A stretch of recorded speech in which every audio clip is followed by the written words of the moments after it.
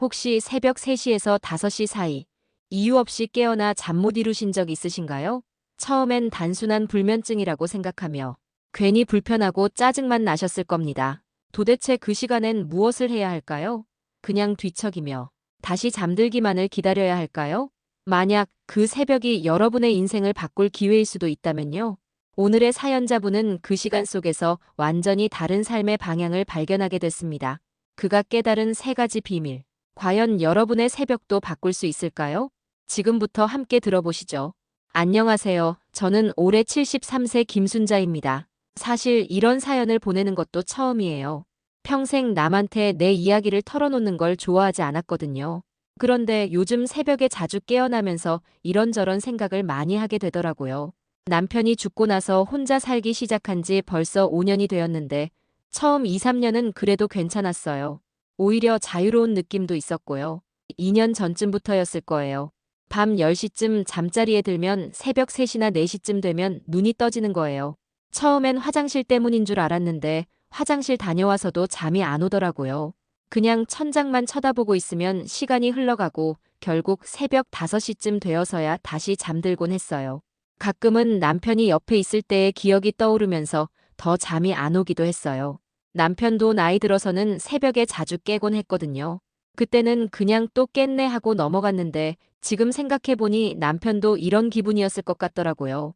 큰아들이 걱정해서 병원에 가보라고 했어요. 엄마, 병원에 한번 가보세요. 요즘 불면증 약도 좋은 게 많다던데. 그런데 전 병원에 가는 게 싫었어요. 한번 약을 먹기 시작하면 계속 의존하게 될 것 같아서요. 나이 들면 다 그런 거 아니겠어요? 더군다나 남편이 말년에 여러 가지 약을 복용하면서 힘들어하던 모습을 봐서 더 그런 것 같았어요. 인터넷에서 찾아보니 새벽 3시에서 5시 사이에 깨는 것은 간의 시간이라고 하더라고요. 한의학에서는 이 시간이 간이 해독 작용을 할 때라고 해요. 또 어떤 사람들은 이 시간을 영적인 시간이라고도 부르더라고요. 옛날부터 수도하는 분들이나 명상하는 분들이 이 시간을 특별하게 여겼다고 했어요. 그래서 조금 안심이 되었어요. 내가 이상한 게 아니라 자연스러운 현상일 수도 있겠다 싶어서요. 그래서 그냥 참고 지냈는데 어느 날 밤 또 새벽 3시에 깨어났을 때 문득 이런 생각이 들었어요. 이 시간을 그냥 버리고 있는 건 아닐까 하고 말이에요. 세상에서 가장 조용한 이 시간을 나만의 시간으로 만들면 어떨까 하는 생각이 들었거든요. 그때까지는 새벽에 깨면 다시 잠들려고 억지로 눈을 감고 이리저리 뒤척이기만 했는데 그게 오히려 더 힘든 것 같았어요. 그날 밤부터 제 새벽 시간이 완전히 바뀌기 시작했어요. 마치 인생의 새로운 장이 열리는 것 같은 느낌이었어요. 새벽 3시의 세상은 정말 조용해요. 아무 소리도 없고 가끔 새벽 배송 트럭이 지나가는 소리 정도만 들릴 뿐이에요. 어둠 속에서 창문 밖을 내다보면 아파트 단지 전체가 고요한 잠에 빠져 있는 것 같아요. 가로등 불빛만이 조용히 길을 밝히고 있고 간혹 야간 근무를 하는 경비 아저씨가 순찰을 도는 모습이 보이기도 해요. 처음에는 그 고요함이 무서웠어요. 혼자 살고 있으니까 더 그런 것 같더라고요. 남편이 죽고 나서 벌써 5년째인데 아직도 가끔 옆에서 코 고는 소리가 들릴 것 같아요. 특히 새벽에 깨면 더 그런 느낌이 들어요. 남편이 살아있을 때는 새벽에 깨도 옆에서 규칙적으로 숨 쉬는 소리가 들려서 안심이 되었거든요. 그런데 지금은 그런 소리마저 그리워지더라고요. 며칠 새벽을 그렇게 보내다 보니까 이 시간이 오히려 제게는 특별한 시간이라는 걸 깨달았어요. 낮에는 할 수 없었던 생각들을 할 수 있는 시간이더라고요. 낮에는 전화도 오고 TV도 보고 이웃들과도 만나고 하면서 분주하게 지내잖아요. 그런데 새벽에는 정말 아무것도 방해하지 않아요. 온전히 저만의 시간이 된 거죠. TV에서 본 프로그램에서 어떤 의사 선생님이 그러시더라고요. 새벽 3시에서 5시 사이는 우리 몸의 멜라토닌 분비가 가장 활발한 시간이래요. 그래서 깊은 잠에 빠져야 하는 시간인데 나이가 들면 멜라토닌 분비가 줄어들면서 이 시간에 깨는 일이 많아진다고 해요. 또 다른 관점에서 보면 이 시간은 뇌파가 알파파나 세타파 상태가 되면서 창의적 사고나 직관이 활발해지는 시간이기도 하대요. 명상하는 분들이 이 시간을 좋아하는 이유이기도 하고요. 어느 날 둘째가 새벽에 전화를 걸어왔는데 제가 깨어있는 걸 신기해 하더라고요. 엄마, 새벽에 뭘 그렇게 하세요? 그래서 잠깐 깼다가 다시 자려고 하는데 라고 대답했지만 사실 전 그때부터 새벽 시간이 기다려지고 있었어요. 온전히 저만의 시간, 아무도 방해하지 않는 시간이 생긴 것 같아서요. 그리고 무엇보다 이 시간에는 마음이 가장 솔직해지더라고요. 낮에는 체면 때문에 아니면 다른 사람들 시선 때문에 숨기고 있던 감정들이 이 시간에는 자연스럽게 나오는 거예요. 외로움도 그리움도 때로는 두려움도 솔직하게 느낄 수 있게 되었어요. 그런데 이상하게도 그렇게 솔직해지니까 오히려 마음이 편해지더라고요. 새벽에 깨어나는 게 익숙해지면서 첫 번째로 하게 된 일은 제 몸 상태를 점검하는 거였어요. 처음에는 그냥 무작정 일어나서 거실로 나가곤 했는데 어느 날부터인가 체계적으로 저 자신을 살펴보기 시작했어요. 우선 미지근한 물 한 컵을 천천히 마시는 거예요. 그냥 찬물이 아니라 미지근한 물을요. 처음에는 별 생각 없이 찬물을 마셨는데 어느 건강 프로그램에서 새벽에는 미지근한 물이 좋다고 하더라고요. 위에도 부담을 주지 않고 체온도 갑자기 떨어뜨리지 않는다고 해요. 왜인지 모르겠지만 새벽에 마시는 물맛이 다르더라고요. 하루 종일 쌓인 목의 갈증이 해소되는 느낌이랄까요? 마치 몸 안에 나쁜 기운이 씻겨나가는 것 같은 느낌도 들어요. 물을 마시고 나면 조용히 앉아서 제 몸 곳곳을 살펴보는 거예요. 어제 아팠던 무릎은 어떤지, 어깨는 괜찮은지, 소화는 잘 되고 있는지, 이런 것들을 차근차근 살펴보는 거죠. 머리끝부터 발끝까지 순서대로 살펴봐요. 목이 뻣뻣한지, 어깨가 결리는지, 허리가 아픈지, 다리가 저린지. 이런 식으로 말이에요. 나이가 들면서 몸이 여기저기 아프기 시작하잖아요. 그런데 낮에는 바쁘다는 핑계로 아니면 자식들 걱정시키기 싫어서 그냥 넘어가는 경우가 많았어요. 또 낮에는 이런저런 일들로 정신이 없어서 몸의 작은 신호들을 놓치기 쉬워요. 하지만 새벽에는 완전히 조용하니까 몸의 소리에 집중할 수 있더라고요. 건강 프로그램에서 봤는데 우리 몸은 새벽 시간에 가장 정직하게 신호를 보낸다고 해요. 낮에는 아드레날린이나 다른 호르몬들 때문에 통증이 가려지기도 하는데 새벽에는 그런 방해 요소가 없어서 몸의 진짜 상태를 느낄 수 있다는 거죠. 실제로 그런 것 같아요. 새벽 시간에는 솔직해질 수 있더라고요. 아픈 건 아픈 거고 괜찮은 건 괜찮은 거고 그리고 정말 이상한 건 병원에 가봐야겠다는 생각도 냉정하게 할 수 있고요. 어느 날은 가슴이 답답한 게 며칠째 계속되는 걸 새벽에 발견했어요. 낮에는 이런저런 일 때문에 못 느꼈는데 조용한 새벽에 집중해 보니까 분명히 뭔가 이상했어요. 숨을 깊게 들이마실 때 가슴 한쪽이 조금 아프고 심장 박동도 평소보다 빨라지는 것 같았어요. 다음 날 바로 병원에 갔더니 부정맥이 있다고 했어요. 심각한 건 아니지만 관리가 필요하다면서 약을 처방해 주셨어요. 큰아들이 걱정하면서 엄마 왜 이제서야 말씀하세요? 라고 했는데 전 오히려 뿌듯했어요. 이렇게 새벽 시간에 몸을 점검하는 습관이 생기니까 작은 변화도 놓치지 않게 되더라고요. 두 번째로 시작한 건 하루를 정리하는 거였어요. 몸 상태를 점검하고 나면 자연스럽게 마음도 차분해졌어요. 그때 어제 하루 어떻게 보냈는지 되돌아보는 시간을 갖기 시작했어요. 새벽에 깨어나면 어제 하루 어떻게 보냈는지 천천히 되돌아보는 거예요. 좋았던 일, 아쉬웠던 일, 후회되는 일, 이런 것들을 하나씩 정리해 보는 거죠. 처음에는 별거 아닌 것 같았어요. 매일 비슷비슷한 일상이니까 뭘 그렇게 정리할 게 있겠어요? 아침에 일어나서 아침 먹고, 집안일하고, 장 보고, 저녁 해 먹고, 이런 반복적인 일상 말이에요. 그런데 자세히 생각해 보니까 하루하루가 다 달랐어요. 똑같은 일을 해도 그날의 기분이나 상황에 따라 느낌이 다르더라고요. 예를 들어 어제는 장을 보러 갔는데 평소보다 사람이 많아서 조금 짜증이 났어요. 그런데 새벽에 생각해 보니까 그 짜증이 사실은 장이 붐벼서가 아니라 그날 아침에 큰아들이 전화해서 바쁘다고 짧게 끊어버린 게 서운해서였던 것 같더라고요. 어제는 마트에서 만난 이웃 할머니가 건강이 안 좋다고 하셨어요. 그래서 제가 병원에 가보세요라고 했는데 그냥 지나가는 말로 한 거였어요. 근데 새벽에 생각해 보니까 좀 더 자세히 물어보고 도움을 드릴 수 있었을 텐데 하는 아쉬움이 들더라고요. 그 할머니가 어떤 병인지, 언제부터 아프셨는지, 혹시 제가 아는 좋은 병원이 있는지, 이런 것들을 물어볼 수 있었을 텐데 말이에요. 또 어떤 날은 둘째 며느리가 아이 때문에 힘들어하는 걸 보고도 괜히 간섭하는 것 같아서 아무 말도 안 했는데 새벽에 생각해 보니까 따뜻한 한마디라도 해줄 수 있었을 것 같고요. 젊은 엄마들이 얼마나 힘든지 저도 겪어봤으니까 더 공감해 줄 수 있었을 텐데 하는 생각이 들었어요. 책에서 읽은 건데 하루를 정리하는 시간을 갖는 것을 일기 명상이라고 부르더라고요. 글로 쓰는 일기가 아니라 마음속으로 하루를 되돌아보는 거죠. 이렇게 하면 감정이 정리되고 내일을 더 지혜롭게 살 수 있다고 해요. 실제로 그런 것 같아요. 새벽에 하루를 정리하다 보니까 점점 더 세심해지는 제 모습을 발견하게 되었어요. 낮에도 이건 새벽에 한번 생각해 봐야겠다 싶은 일들이 생기고 그러면서 자연스럽게 하루를 더 신중하게 살게 되는 거예요. 어느 날은 아들이 전화로 피곤하다고 하는데 그냥 그래, 힘들겠다라고 대답했어요. 그런데 새벽에 생각해 보니까 아들이 요즘 야근을 많이 한다고 했던 게 떠올랐어요. 그래서 다음날 아침에 전화해서 아들아, 몸 좀 챙겨라. 엄마가 너무 걱정된다고 했더니 아들이 깜짝 놀라면서 고마워하더라고요. 이런 식으로 하루를 정리하다 보니까 놓쳤던 소중한 순간들을 다시 찾게 되고 앞으로는 더 따뜻하게 살아야겠다는 다짐도 하게 되었어요. 그리고 가장 중요한 건 제 감정의 변화를 파악할 수 있게 되었다는 거예요.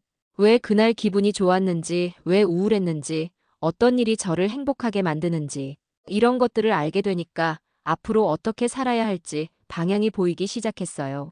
어제를 정리하고 나면 자연스럽게 내일 생각이 나더라고요. 과거를 되돌아보고 나니까 앞으로 어떻게 살아야 할지에 대한 생각도 들기 시작했어요. 그래서 세 번째 습관이 생겼어요. 그래서 세 번째로 시작한 건 내일 하루를 미리 그려보는 거였어요. 뭘 해야 하는지, 누구를 만날지, 어떤 기분으로 하루를 시작할지, 이런 것들을 미리 생각해 보는 거죠. 젊을 때는 계획이라는 게 거창했어요. 한 달 계획, 1년 계획, 취업은 어떻게 할지, 결혼은 언제 할지, 아이들 교육은 어떻게 시킬지, 이런 큰 계획들 말이에요. 그런데 지금은 하루하루가 소중하더라고요. 내일 하루를 어떻게 보낼지 미리 생각해 보는 것만으로도 충분히 의미 있는 것 같아요. 내일은 병원에 가는 날이니까 좀 일찍 일어나야겠다. 그리고 병원 다녀와서 시간이 되면 오랜만에 시장에 가서 제철 나물 좀 사와야겠다. 이런 소소한 계획들이요. TV에서 성공한 사람들을 인터뷰하는 걸 본 적이 있는데 그분들이 공통으로 하는 말씀이 하루 계획을 미리 세운다는 거였어요. 그런데 그게 꼭 일 계획만은 아니더라고요.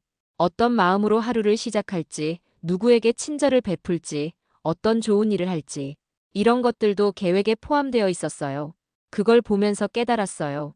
계획이라는 게 꼭 거창한 일만을 위한 건 아니구나 하고 말이에요. 이렇게 미리 생각해 두니까 하루가 훨씬 알차게 느껴졌어요. 그냥 하루하루 흘러가는 게 아니라 제가 하루를 만들어간다는 느낌이랄까요? 마치 하루라는 캔버스에 제가 그림을 그려가는 것 같은 느낌이에요. 아무 생각 없이 지나가는 하루와 미리 준비해서 보내는 하루는 정말 다르더라고요. 특히 누군가에게 좋은 일을 하자고 미리 계획을 세우면 그 하루가 더 의미 있어져요. 어느 날은 새벽에 이런 생각을 했어요. 내일은 큰아들한테 전화해서 고마웠다고 말해야겠다. 며칠 전에 아들이 에어컨 청소를 해줬는데 그냥 당연하다고 생각하고 제대로 고마워하지 못했거든요. 자식이 부모를 위해 하는 일이니까 당연하다고 생각했는데 새벽에 생각해보니까 그래도 고마운 건 고마운 거더라고요. 다음날 정말 전화를 했어요. 아들아, 며칠 전에 에어컨 청소해줘서 고마웠다. 엄마가 그때 제대로 고마워하지 못했네. 그랬더니 아들이 엄마, 갑자기 왜 그러세요? 그런 건 당연한 거잖아요 라고 하더라고요. 그렇게 말하면서도 아들 목소리가 기뻐하는 게 느껴졌어요. 새벽 시간이 주는 선물 같았어요. 미리 계획해서 좋은 일을 하니까 저도 기분이 좋고 받는 사람도 기뻐하고 이런 선순환이 생겼습니다. 그래서 이제는 매일 새벽에 내일은 누구에게 어떤 좋은 일을 할까? 를 생각해보는 시간을 가져요. 때로는 이웃에게 반찬을 나눠주는 것일 수도 있고 때로는 오랜만에 안부 전화를 드리는 것일 수도 있어요. 작은 일이지만 이런 것들이 쌓여서 하루를 더 따뜻하게 만들어주는 것 같아요. 이렇게 새벽 시간을 보내기 시작한 지 몇 달이 지나면서 제 생활에 큰 변화가 생겼어요. 변화라는 게 하루아침에 나타나는 게 아니더라고요. 조금씩 조금씩 쌓여가면서 어느 순간 내가 달라졌구나 하는 걸 느끼게 되는 거예요. 우선 몸이 좋아졌어요. 새벽에 제 몸 상태를 점검하다 보니까 작은 이상도 빨리 발견할 수 있게 되고 그래서 큰 병으로 발전하기 전에 미리 대처할 수 있게 된 거예요. 부정맥도 그렇고 무릎 관절염도 초기에 발견해서 꾸준히 관리하고 있어요. 의사 선생님이 어르신이 참 건강 관리를 잘하시네요 라고 하시더라고요. 어느 날은 새벽에 목에 뭔가 걸린 듯한 느낌이 계속 들어서 다음날 병원에 갔더니 역류성 식도염이라고 했어요. 밤늦게 먹는 습관 때문이었는데 미리 발견해서 생활 습관을 바꿀 수 있었어요. 저녁을 일찍 먹고 잠자리에 들기 전에는 아무것도 먹지 않기로 했어요. 그랬더니 몇 주 만에 증상이 많이 좋아졌습니다. 무엇보다 제가 제 몸의 주인이 된 것 같은 느낌이 들어요.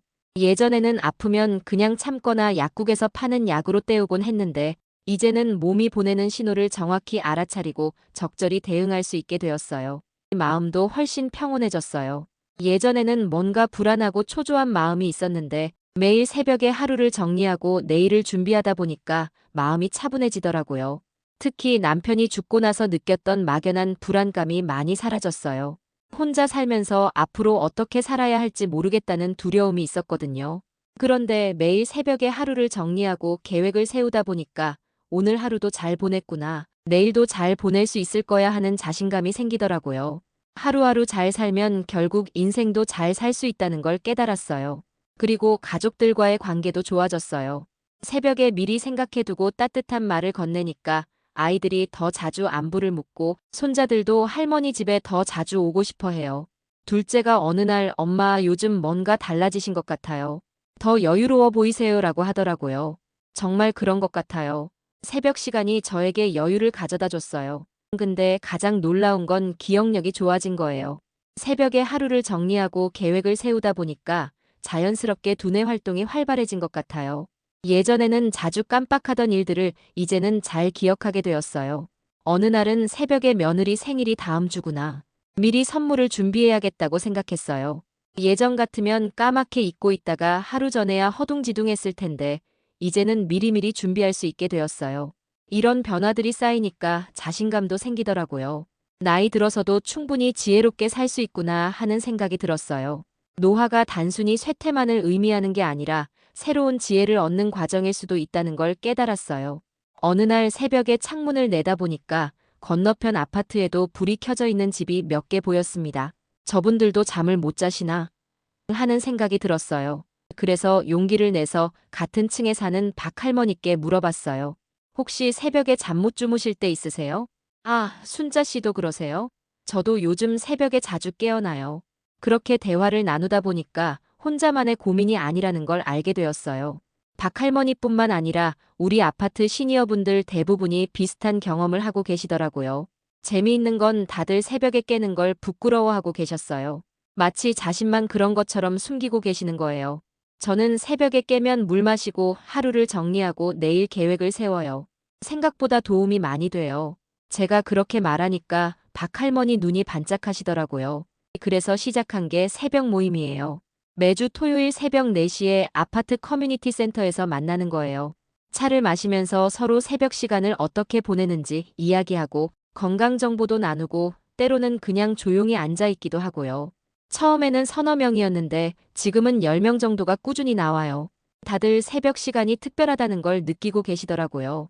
새벽에 깨는 게 이렇게 좋은 일인 줄 몰랐네요. 다들 처음엔 불면증이라고 걱정하셨는데 지금은 새벽 시간을 기다리신다고 해요. 이웃 할머니 한 분은 새벽에 깨면 돌아가신 남편 생각을 하면서 눈물을 흘리셨대요. 그런데 우리 모임에 나오신 후부터는 그 시간을 남편과의 추억을 감사하게 되돌아보는 시간으로 바꾸셨다고 합니다. 새벽 시간이 우울한 시간이 아니라 치유의 시간이 된 것 같아요. 그분이 그러시더라고요. 정말 그런 것 같아요. 혼자 보내는 새벽 시간도 의미 있지만 같은 마음을 가진 이웃들과 나누는 새벽 시간은 더욱 특별했습니다. 지금 새벽 시간을 보내기 시작한 지 1년 정도 되었어요. 돌이켜보면 이 시간이 저에게 정말 많은 것을 가져다 준 것 같아요. 건강도, 마음의 평안도, 가족들과의 좋은 관계도, 모든 게 새벽 시간에서 시작되었어요. 어제도 새벽 3시에 깨어나서 물을 마시고 어제 하루를 정리하고 오늘 하루를 준비했어요. 그리고 창밖을 바라보면서 생각했어요. 이 고요한 시간이 나에게 주는 선물이 뭘까? 하고요. 답은 간단했어요. 시간이에요. 진짜 온전한 나만의 시간 말이에요. 젊을 때는 항상 누군가를 위해서 살았어요. 남편을 위해서, 아이들을 위해서, 가족을 위해서. 그런데 새벽 시간은 오롯이 저만을 위한 시간이에요. 아무도 방해하지 않고 아무에게도 방해받지 않는 시간이요. 이 시간에 저는 가장 솔직한 저 자신이 될 수 있어요. 아픈 건 아프다고 인정하고 외로운 건 외롭다고 받아들이고 행복한 건 행복하다고 만끽할 수 있어요. 그래서 이제는 새벽에 깨는 게 전혀 괴롭지 않아요. 오히려 기대돼요. 내일 새벽에는 또 어떤 생각을 하게 될지, 어떤 계획을 세우게 될지 기대가 되거든요. 며칠 전에는 손녀가 물어보더라고요. 할머니, 요즘 새벽에 일찍 일어나신다면서요? 피곤하지 않으세요? 아니다. 새벽 시간이 할머니에게는 가장 소중한 시간이야. 그 시간에 할머니는 하루를 정리하고 준비하거든.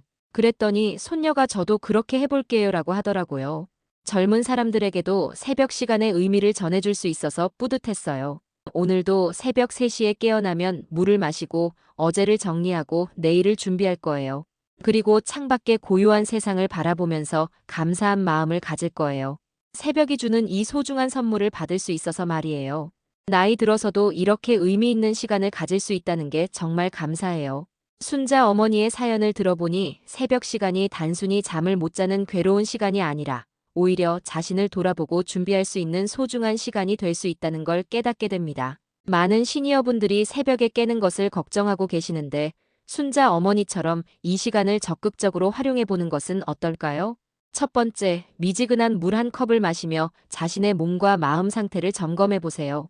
작은 이상도 빨리 발견할 수 있고 자신을 더 잘 돌볼 수 있을 것입니다.